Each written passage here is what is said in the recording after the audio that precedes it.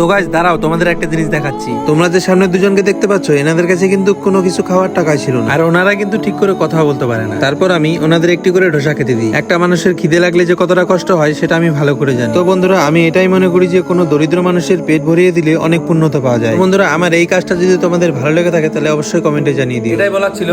তো আমি এর জন্য কিন্তু ভিডিওটা বানাইনি, এটা আমার মোটিভ ছিল না ভিডিও বানানোর যে ভিউজের জন্য বানাচ্ছি, এরকম কিছুই না, ঠিক আছে। আমি এর জন্য বানাচ্ছি যে তোমরাও যদি পারো কাউকে গরিব মানুষকে হেল্প করতে। আমরাও কিন্তু গরিব, ঠিক আছে, কিন্তু আমাদের থেকেও গরিব আছে এই পৃথিবীতে, যারা আর কি ঠিক মতন খেতে পারে না, খাওয়ার সেরকম টাকা পয়সা নেই। তাদেরকে যদি তোমরা হেল্প করতে পারো তাহলে করে দিও, তাই না? যদি কোনো দিন সুযোগ পাও তাহলে অবশ্যই করে দিও, এটাই বলার ছিল।